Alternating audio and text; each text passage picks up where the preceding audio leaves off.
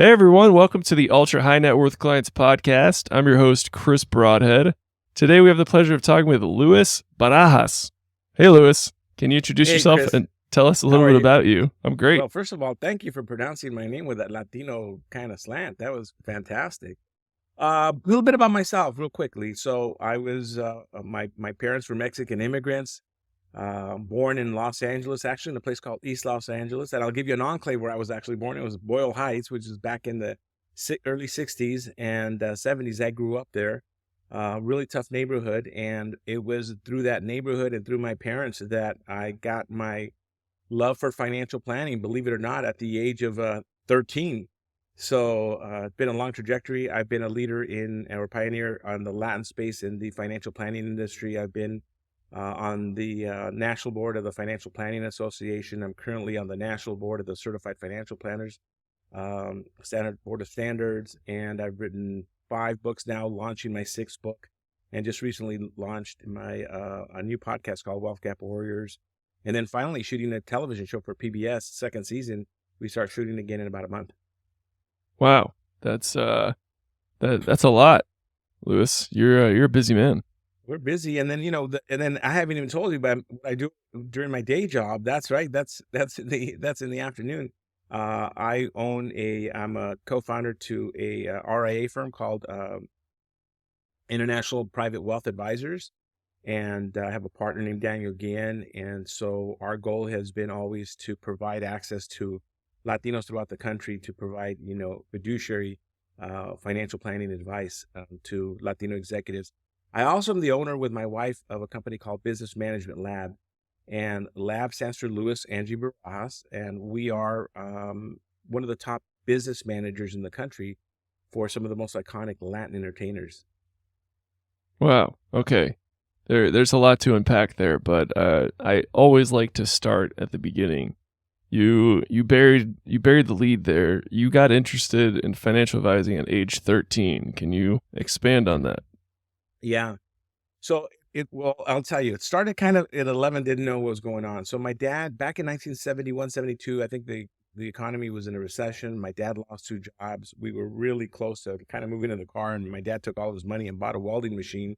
And, came from Mexico, didn't really speak English, and I was the eldest, and I spoke English and loved school. And my dad says, I need your help. I have to do some kind of business license. So we took a bus to downtown LA, got a business license.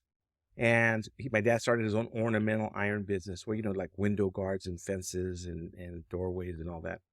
And and then a couple of years later, my dad got audited by the IRS, and they came to his shop and they asked Mr. Barajas if he had filed his business tax returns, and he said no.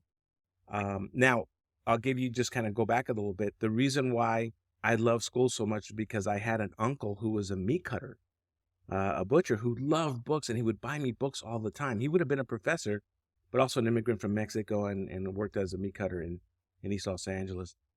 And so when the IRS lady showed up to my dad's shop, I asked the lady, is there a book on how to do taxes? Little did I know, now I'm 13 years old, right? And so my dad had to drive me from East Los Angeles to a place called Hacienda Heights.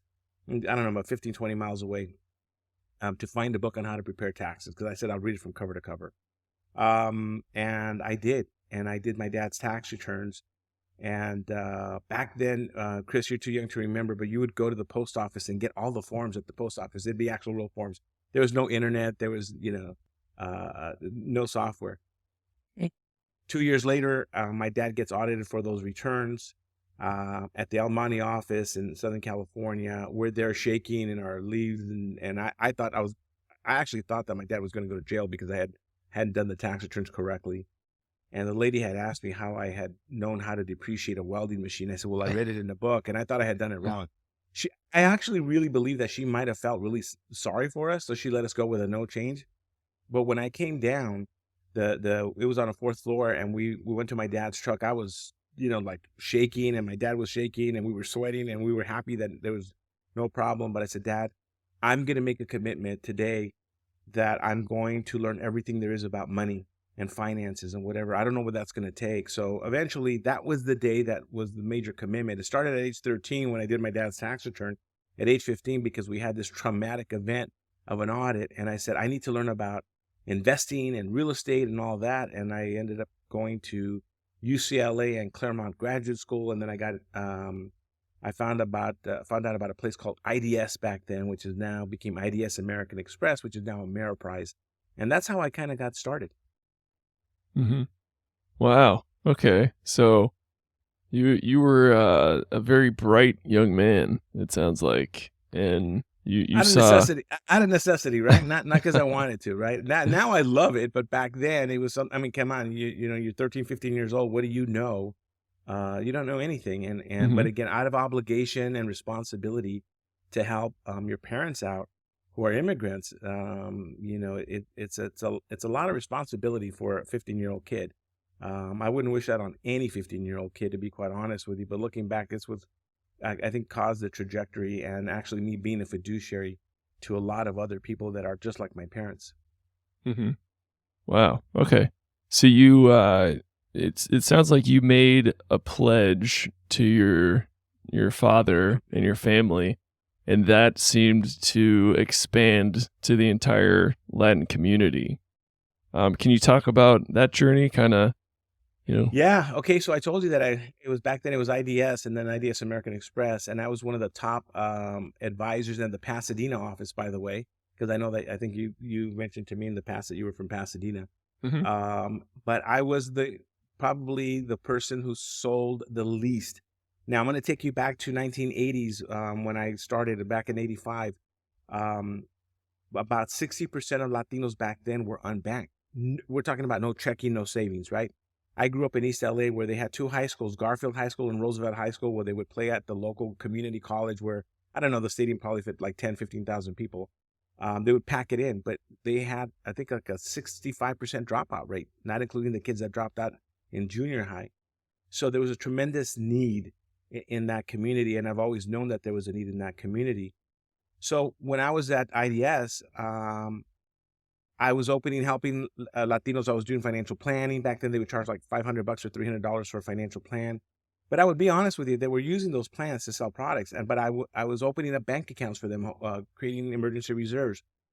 And then until one day I had a manager come to me and said, you know, you're not going to make it here because we have to create enough sales for you. And, you know, every cubicle has to have enough income coming through. And he says, why don't you put people in like the cash side, the fixed side on an annuity, and then you both win and you'll stay in the business. But I couldn't do that. So after being about 2.5 years in the industry, I quit, and I was devastated. I had spent all my time, you know, learning. I was already in the CFP program. I'd already had my Series 7, and God knows whatever else I had to have it back then.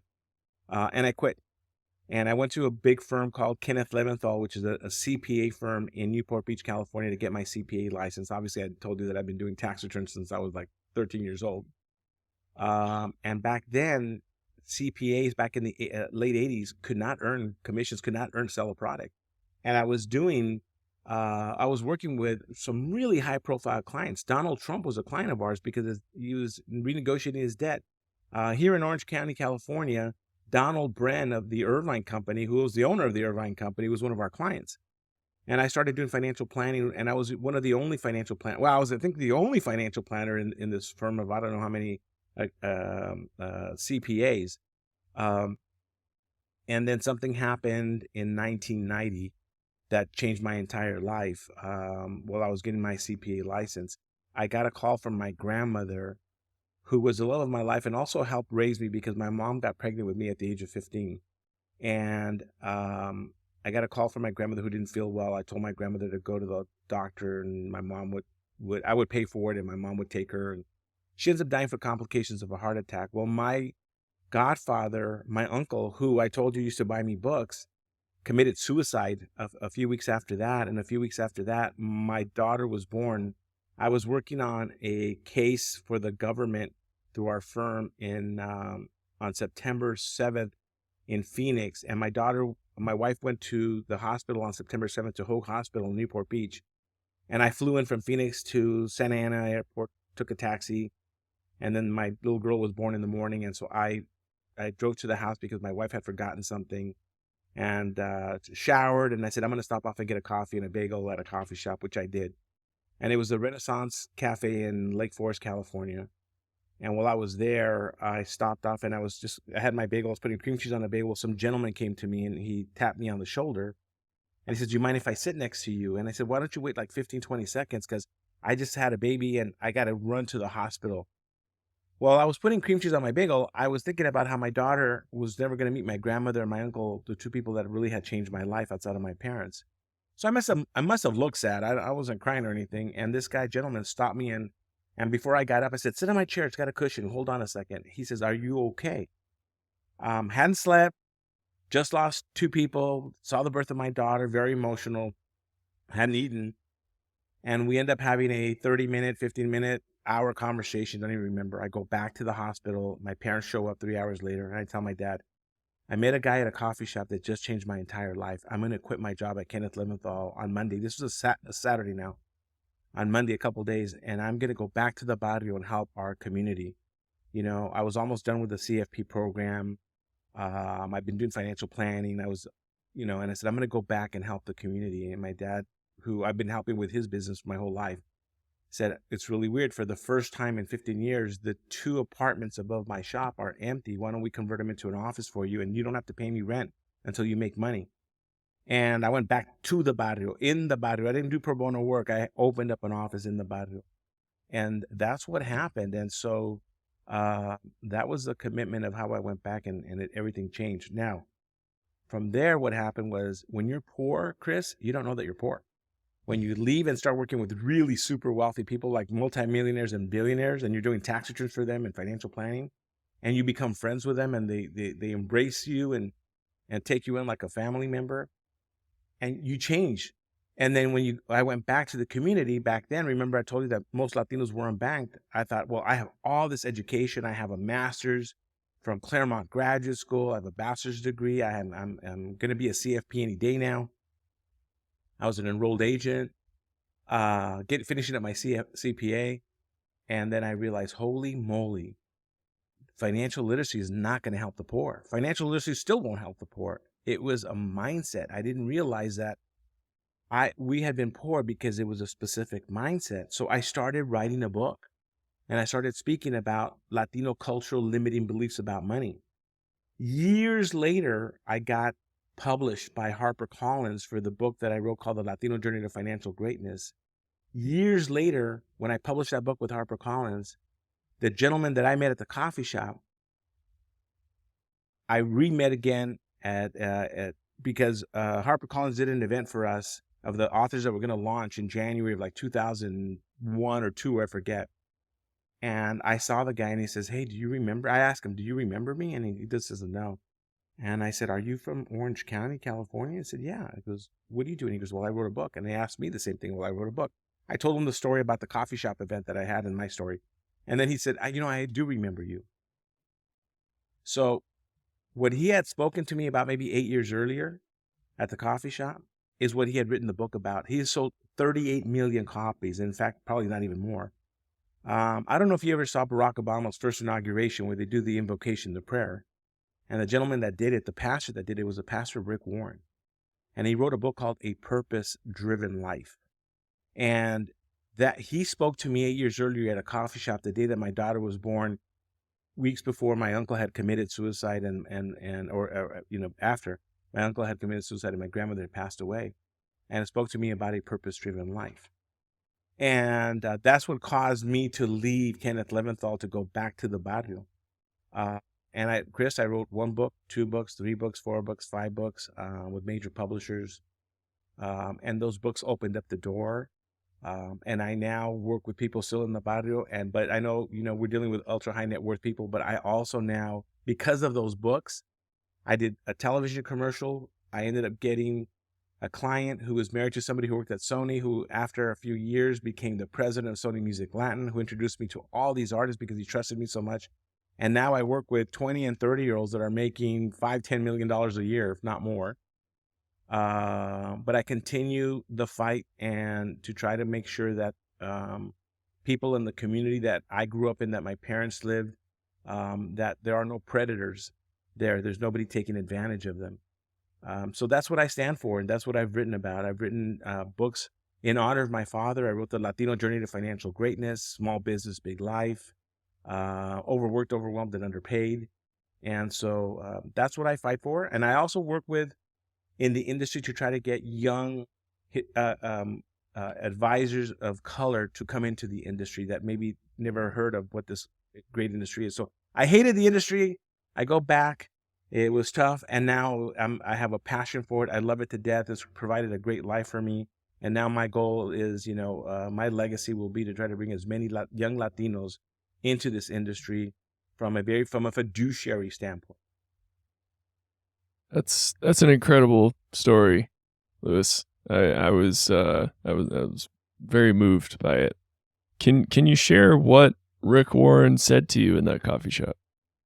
Yeah. So, you know, I will share with you a couple things that I remember, but that hit the point where Rick Warren said that it was not happening to me, but it was happening for me. I explained to him a little bit of my background and where I had come from, and how I felt and overwhelmed. And I didn't think that I was helping the world. And then he said something to me which I will remember to this day, that if you open up his book, I think it says it's not about you. So when I was there with him, he said, Lewis, this is happening for you. God's blessing you. Now, Chris, just so you know, I'm not highly religious. And so, but he said, God's blessed you and everything that's happened, but it's not about you. This is not who you are. It's about for you to give service. That's the whole reason when I wrote the Latino Journey to Financial Greatness. Greatness was about service, giving back. And then he said something that I still use to this day when I'm working with clients. And he said, I've never seen a U-Haul behind a hearse. He says, I've been a pastor. He says, I'm a pastor at a very small church. Now, if you guys don't know who he is, he's a pastor of Saddleback Church in Lake Forest, California, who recently retired. It was a mega church, okay? And like I said, did Barack Obama's prayer invocation at his inauguration. And back then, he was on dirt floors and a tent, okay? But he said, I've gone to so many funerals, Lewis, so multi-million people, wealthy people in Orange County who've died, who come to my church, and to very poor people in Orange County that have come to my church. He says, but I've never seen a U-Haul behind a hearse. And this is not about you. He goes, you're not going to take anything with you. You've been blessed. You've been highly blessed. He goes, well, how are you going to give back? How are you going to be of service? Use everything that you think bad has happened to you and turn it into something for God's glory.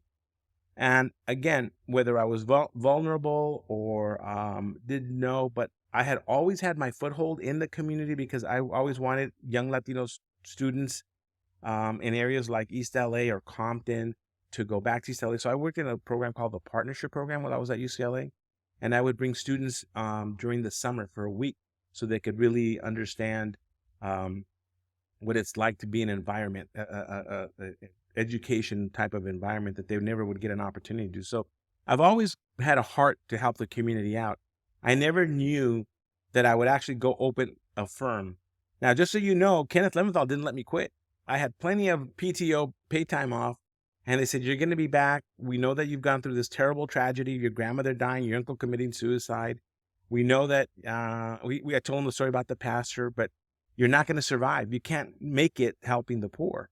And but here we go. 1990. This was September 8th, 1990. I quit like the 10th or 11th, and I really started my firm like on January 1st, 91. And I'm still working in the community, and my office is no longer there. But now I speak on a national level, speaking to these types of communities. Wow. So what mindset shifts help someone escape poverty? Yeah. So mind shifts, very simple. From instant gratification to delayed gratification is one. There are, that's the first one, right? And it's the problem with most poor people. When you talk to them about building wealth, they will kind of have what I call the why bother serenade. Why bother? Even I'll never be rich, right? The other mind shift is saying, instead of saying, they're doing it to me, it's like, I got to take personal responsibility. At some point, I have to take personal responsibility. And, people hate to say that, well, they're poor and you can overcome it and become rich. Well, I will share with you, I have over 30 years experience working with the super poor who are still clients of mine, who have over $1 million invested in their retirement accounts, and who honestly, when they first became my clients, Chris, they would pay me with food. They would bring in I'm not kidding you. This is a true story. There's true stories. They would bring me food because they couldn't pay me in money, but I would charge them because I also learned that if they didn't pay something, and I learned it the hard way because I would do a lot of pro bono work at the beginning, and I was suffering because I wasn't making any money. But if they didn't pay, they would take it as an opinion instead of advice. So I would make them pay me with food. I would charge them a little bit. I would do whatever it takes that I know would hurt them, whether it was $10 or $20 or whatever. The mindset of that, there's quality versus quantity, and you have to understand that sometimes you are investing versus spending, like when they're hiring a person to give them advice, whether they hire an attorney or they hire a real financial planner, that's an investment. It's not an expense. How to look at that differently, right? So I could go through, I've written, a few books about this. And then I deal with the cultural mindsets, right? I couldn't get somebody to buy a life insurance policy if my life depended on it back then, because I didn't know that there was this concept called the Sancho syndrome, where if I would ask you, Chris, and you were there with your wife, and let's say you were the major a breadwinner in your family, and I would tell you, hey, Chris, you're making 35,000, your wife is home with 2 kids, you really need life insurance. It's not a want. I wasn't even selling insurance back then. It's you need life insurance. And they would balk at it. And I was asking, well, on a scale of 1 to 10, how much do you love your family? So an 11. On a scale of 1 to 10, how much do you love your wife? A 12. I said, okay, great. But you're still not placing it. You need a term policy for 200,000, 300,000 back then. And I'd have to think about it. I go, well, there's nothing to think about. This is your responsibility as a man to take care of your family. And they still wouldn't buy it until my dad came to me and goes, well, they're not buying because of the Sancho syndrome. And I go, what's that, Dad? He goes, well, Mexican men believe that if they get life insurance, a couple of things, their wife might kill them to get the life insurance proceeds. But really what they do is they think that if they die because they're all young, that the Sancho is like the guy outside, like the boyfriend or whatever, or the guy that's going to come in after he dies is going to end up with all the money. So what happens, I got together with an estate planning attorney in Los Angeles, a Latino estate planning attorney, and we started doing AB trust, and we used to call it the Sancho clause, that we would tell him, he goes, look, but if you get a life insurance policy, we can create 2 trusts, one for your kids, one for your wife, put the money in there on the life insurance proceeds, and then even if she remarries, that money's still there for your kids. I could do that. And I got them to talk about estate planning, because for Latinos, if you do an estate plan, it means that you're going to die for sure, right? I mean, not we're all going to die, but I mean, die sooner than later, because you just signed your will. So it's funny, right? And at the same time, it's sad because it's causes all these superstitious beliefs, these irrational beliefs, cause certain communities to continue to stay poor. And then back then, the only financial advisors in these communities were insurance agents and real estate agents, which is pretty much that's the way it is right now as well. And so I had to teach them what financial planning was. My dad, again, my mentor, my guide, I said, Dad, how do I bring in clients? He goes, listen, why don't you start doing their tax returns and then offer them financial planning advice? And then eventually, Chris, what I did is I started charging for a financial plan and offered free tax service with a financial planning. That way I was guaranteed for them to come in every single year at least to talk to them about their finances, see what they're doing, if they were putting money in their retirement plans. I wasn't worried about what portfolio they had their money in. I was worried whether they were even opening up the account. Again, we couldn't go online back then, right? They would have to bring me the forms and I would help them select the investments and everything else. So that's kind of working in that community. Now, I now work with a lot of really successful young musicians. Some of them, the most iconic Latino musicians we've ever known. And they still have that poverty mindset. They have that poverty mindset because they come from poverty. And I still have to do the same thing that I was doing in Boyle Heights in East LA with blue collar workers that were making minimum wage. I'm still having these conversations with these guys that are making 5-10 million, and believe it or not, and believe they have a higher target on their back because everybody's coming after these guys and giving them a bunch of hoopla about, a lot of private equity stuff. So I still deal with those level of frustrations, but at least I understand where they're coming from.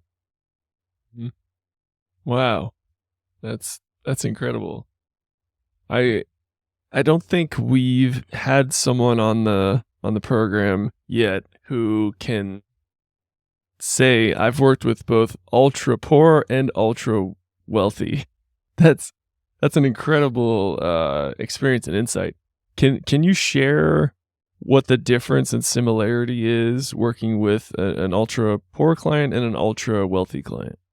Yeah, well, again, so I have, because I deal with the international space, right? A firm called International Private Wealth Advisors. I attract a lot of international clients that are super wealthy in the Latin American space. So I get clients from Argentina, from Mexico, from Colombia, whatever, who come and establish businesses, who are very well educated, very successful.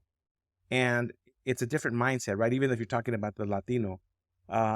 When I sit down with them to have dinners, when they're thinking about opening up a business, they don't think about opening up just one business. They're thinking about, well, internationally, if I open up, 300 of these franchises or stores right now, right, I'm going to need around like 20, 30 million, right? And so they've always thought big. And I used to think, well, wow, they have 20, 30 million laying around. Sometimes they didn't have any money. They had come from wealthy people, but their mindset was very big, right? And they just figured if they put it out there, they're gonna recruit people to raise the money and all that. The poor, it's very different. It's a very short term mindset. That's very small thinking, kind of. Maybe I'll make it, maybe I won't. They are not risk takers. Poor people do not like to take risks because they're already taking a lot of risks, right? They're living paycheck to paycheck. Um, I will share with you that prior to Obamacare, the number one place where Latinos died in poverty were at emergency clinics because they didn't have a health insurance, right? And so the poor are struggling. I mean, so I have this thing, where we have all those people that are in the survival mode, then the struggle mode, then stability mode, then success mode, and then significance mode, which I call greatness in my book. And in the struggle mode, you can go to church. I mean, in the survival mode, you can go to church today, and then as you walk out of church, go steal at a store to go feed your kids, because you have to survive. You'll do things, right? They say desperate people will do desperate things, and they do it not out of because they don't love God or they don't have the but morals, but they're just on survival mode, and so it's very short term thinking. What am I going to eat today? Where am I going to sleep today? Where when someone has a lot of money, they're thinking sometimes 5, 10, 15 years out, at instant gratification versus delayed gratification. And thus it's easier to invest for somebody that's got a delayed gratification, because when I'm talking to a young Latino family that's never had money and they're very poor, if I invest them in an ETF, they're looking at the investment every single day. It's gone up 10 cents. It's gone up a dollar. It's gone up, whatever. And these other guys, we invest, $1 million, and they're not going to look at it for 2 don't look at it, right? And they're worried about their businesses. So I try to get them to think about other things and aligning their values and their goals and do more planning. Mhm. Wow. That's incredible. Your work is very very unique and inspiring. Can you talk about how you came to work with international clients, especially in the realm of Yeah. entertainment? Yeah. So, I told you that what happened was 15, 16 years ago, I did a commercial for Hyundai in Spanish. My next door neighbor used to be the global marketing guy for Hyundai, which I didn't know. I thought he was a auto dealer at a Hyundai, because I'd always see him with a brand new Hyundai. And then he came to me and he says, is this you on the cover? He knocks on my door. He goes, "Are you an author?" And I said, "Yes." He goes, "How come you never told me?" And I said, "Because we're neighbors. I didn't think you cared." And he goes, "Do you know what I do?" And I said, "No." I said, "Well, I can guess." I said, "You sell Hyundais, because I see you with a brand new Hyundai like once a year." And he says, "No, I'm the global marketing guy." I said, "We're doing a commercial in English. And we've got, I think it was Susie Orman or Dave Ramsey coming out of a car. This was like 15, 20 years ago." And he goes, and I needed money desperately because I was in the bottom and didn't have any money. And I said, "Does it pay? Is it in It's in Spanish?" "Yeah." He goes, "But does it pay?" He goes, "Yeah, we'll pay you well for one day. My team did a national search for you, for national search, and we found you. You were the only one in the space, and we'd love to have you do the commercial." I said, "Great, I'll do it." The actress in that commercial ended up becoming almost like my sister. Her name was Sandra Cruz. That was her actress name, and she was married to a gentleman at Sony who worked out of Santa Monica, and then um, they became clients of ours, um, and then she became like, she's my sister now. She became like my sister and loved me and referred me a lot of clients. But her husband called me and he said, he goes, "Louis," he goes, "we're moving to Miami because they've just made me president of Sony Music Latin." And while I was there, he referred me to an entertainer who had just been ripped off by a business manager. He goes, "Listen, do you know the business management space?" And I go, I don't. I go, "Been an accountant. My wife has been an accountant." He goes, "I'll teach it to you guys because I trust you so much." And he taught it to us. And, we got some really iconic referrals from him. And then we got in that space. But I became a wealth and business manager. And that's how we started getting a lot of these international clients. And at this point now, Chris, it's just referrals. I mean, it's 100% referrals in this industry. It's a very small space. We try to treat it just like I treated it when I was back in East LA working with the poor. A lot of hand holding, a lot of education. These are people who have gone from. So the problem that I have, Chris, is that we go from having zero money to all of a sudden becoming a big star in a matter of months. I've got right now one of the biggest TikTok stars in Spanish ever, and they just got like $1 million advance, and they live in a state in the Pacific Coast, and their parents are poor, and they've never seen so much money. And now all of a sudden, my job is to fight the conspicuous consumption that you see when people have not had any money, that they try to prove to you and validate to you that they've made it. And so now they want to live in a nice house, buy nice jewelry, have nice cars, and then spend it and blow it all after, and they don't realize they've got to pay taxes on this money. And so just so you know, I've had clients who made 10 million and spent the whole thing in a year, who didn't have anything before, Chris, who never even could barely survive on $25,000 a year for Oh my years. gosh. Yeah. So that's what I struggle now when dealing with the super ultra wealthy kids, because again, I don't know if you've heard, right? All these hedge funds have been buying all these music catalogs from a lot of these artists, and I've got some older artists that are very iconic. And so my job now is they're getting, they're selling their catalogs for, 20 to 50 to $100 million. And so when we get that money, my job is to make that last for the rest of their life, and then basically for the next generations of their family. So that's what I have to work with, is I have to educate them at the same time while investing that money. Wow. What are the best strategies to keep someone coming into a lot of money on the rails? Well, the best to keep the money, I mean, the best strategies are, you set a spending budget, right? Not a budget of what they're going to do. It's actually giving them a plan, a real written plan. You have to understand that most people in the entertainment space, and most people I would say, are very visual, right? And so what happens is that when you talk to them about investing and saving and all this other stuff, it just kind of goes when you're out the other. They're very right brained. They're very creative people. I always say, there's a saying in Spanish, se ahogan en un vaso de agua. They drown in a glass of water when you talk to them about finances. And so, the problem is that they get to the point where they trust you, and they trust you sometimes too much. And that's where I've had other entertainers get ripped off by business managers because they're sometimes too trusting because they don't know. So for me, it's being very transparent, showing them what their money is going to do, why they need to leave it in there for a while, how we can change the lives of not only their children, but their great grandchildren. And it's being very visual, putting together written plans for them. It helps a lot. But at the end of the day, you got to let them spend the money on a toy, because if not, they're like I said, it's like if you've been on a diet, you've been on a low carb diet for a year, and then now I put you in a pastry shop. You're not going to go just grab one croissant. You're going to eat the whole. You're going to go through the whole pastry shop, right? Yeah. Oh yeah. So is your target customer is your My target customer are my Main parents. focus.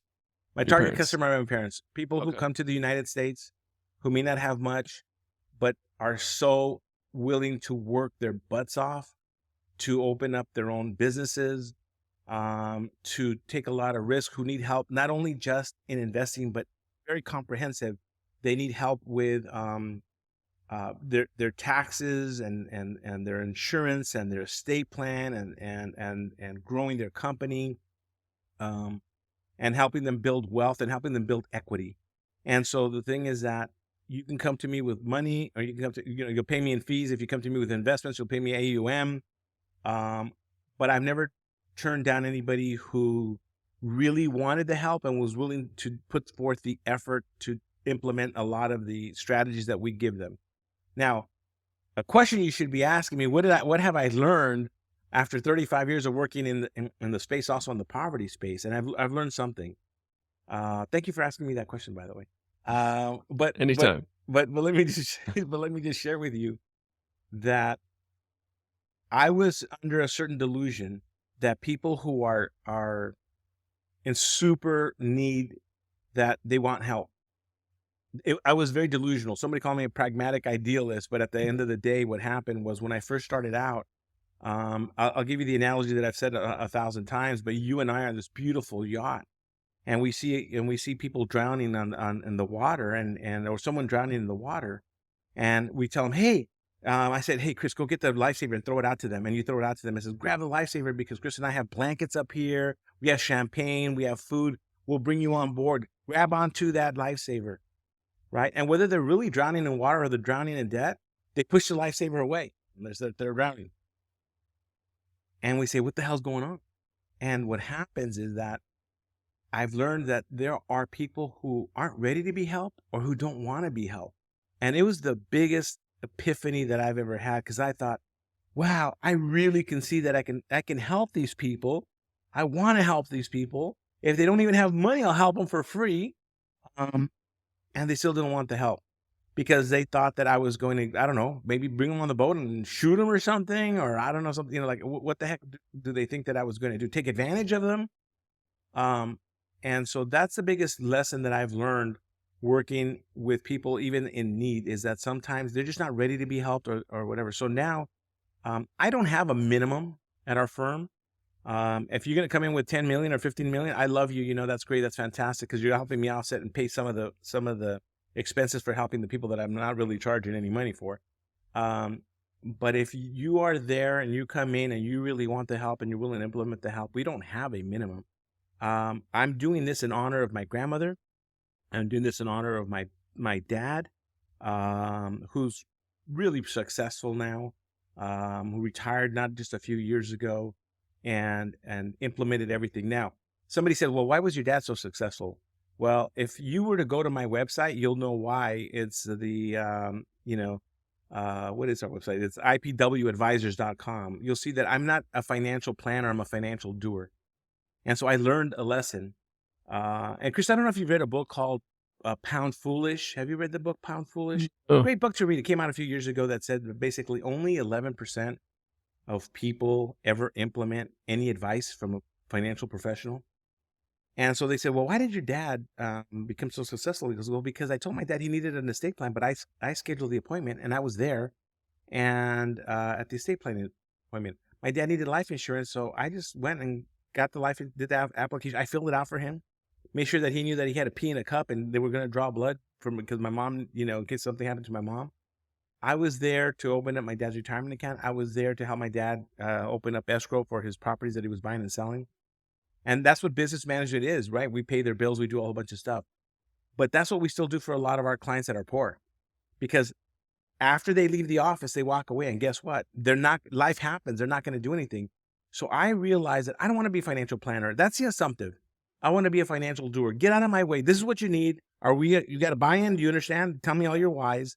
And now let me just fill out the application for you. Let me help you out. Sign right here. Let me explain to you why. And I need you to understand why. But I'm going to do it for you. Because if I leave it up to you, I'm rolling the dice that maybe in 10, 15 years when I'm not here, that maybe you never implemented this. Because you know what happened? I would give people incredible advice, and I would see them 7, 8 years later, and I said, "Hey, whatever happened to you? Did you ever implement the advice?" "Oh, you know what? I've been so busy, I haven't gotten around to it." 8 years later. So, um, that's how I treat everybody that comes in. Wow. So you're the Dave Ramsey of the Latin community. Maybe. I That's don't. that's what I I see it wish I were as. the Dave. I wish I had with the Dave Ramsey of the live community. Um, I'm the guy that currently right now have decided that part of my legacy with my firm is I'm going to try to attract maybe a few dozen Latinos to come into the firm to be able to do our philosophy of planning in the Latino community throughout the country.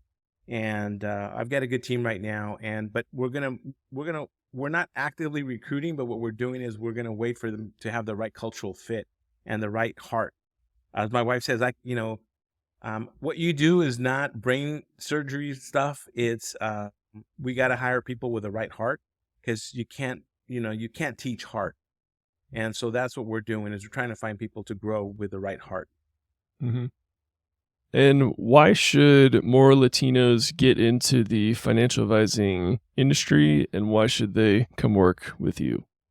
Well, whether they come to work for me or not doesn't really matter. Why should they go into the industry? One is they can do well and they can do good. So they can do well, and they can. It's a great living. You can make decent money, right? Not a ton of money if you're helping certain communities, but you can live well off. And I want to teach them how to be sustainable, because I suffered. Actually, the first probably decade, I hardly made any money working in those communities. I really struggled myself. And I had a great friend come to me, and she looked at me. She goes, "You're doing such great work nationally. You're impacting a lot of people." But she says, "Don't be a role model for struggle." And oh man, that hit me right between the eyes, right? Oh man, don't be I was a role model for struggle, and I needed to teach people how to make money. And I figured I knew how to make money. And so the goal is, I want to teach young kids to be able to help people in their communities.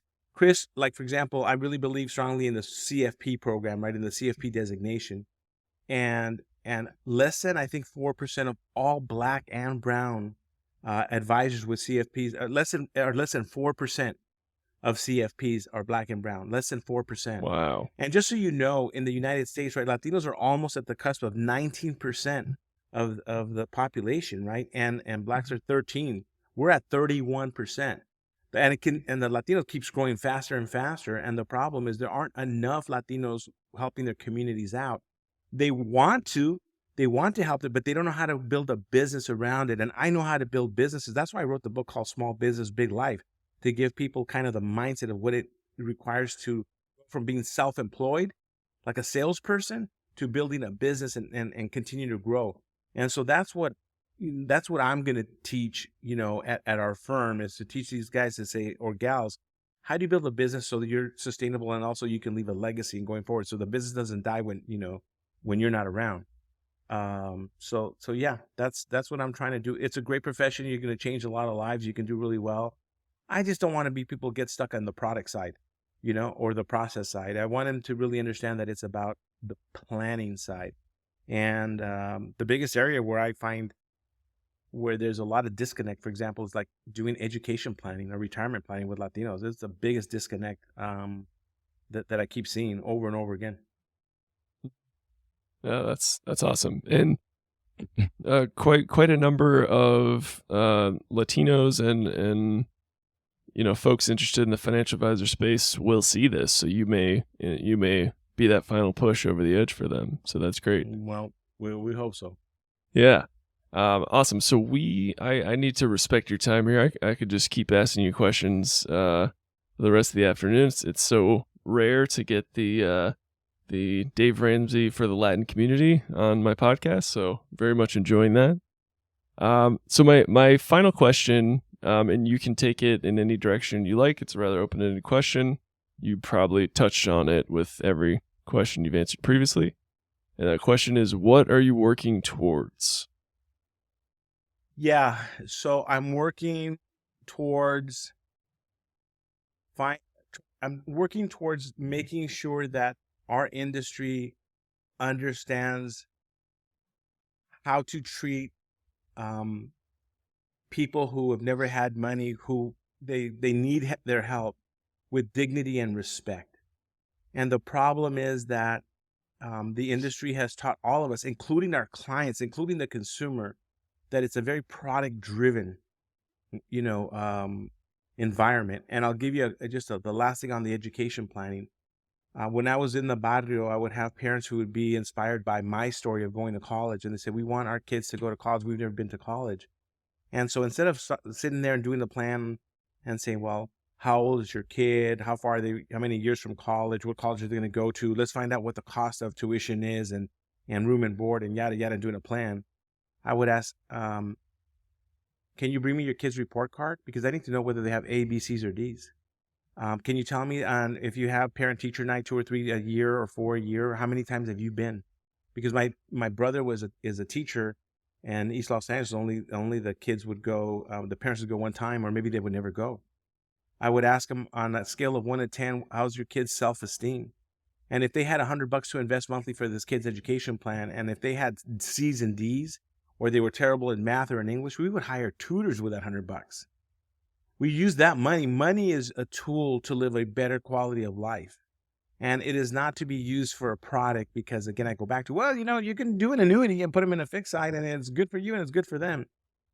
That's not respect. I think that the universe, spirit, God, whatever you believe in, will bring you all the business that you ever need if you're truly authentic as an advisor, helping people out. So if you're asking me, that's what I want to get through. And that's what I want to teach in-house to the rest of the advisors that I'm going to be working with. But that's what I would love for the industry to know. And that would be my legacy, I guess. Awesome. Well, Louis, this has been amazing. You're an inspiring fellow who's already done amazing things, and seems like you are well on your path to continuing that. So I'm excited to watch your journey and have other people start referring to you as Dave Ramsey of the Latin community. If they do refer me to Dave Ramsey, I'm gonna say it was Chris's idea and he started it. So I'll give you some royalties to that. I'll take that. So where can our audience find out more about you? Yeah, they can go to louisbarajas.com. It's LOUISBARAJAS.com. That's where all my media and books and everything else is at. If there are other advisors listening and they want to see what I'm doing, they just can go to IPWadvisors.com. It's IPW is International Private Wealth Advisors.com. That's how they find me. Awesome. Or LinkedIn, right? Everybody's on LinkedIn these days. Yeah, good old LinkedIn. Awesome, Louis. Well, I've supremely enjoyed this. Thank you again for taking the time, and very, very excited to watch your journey here. Thanks, Chris. Let's keep in touch. Yeah, definitely. All right. And to all our listeners, thanks so much for tuning in today. Keep on growing out there, everybody. See ya.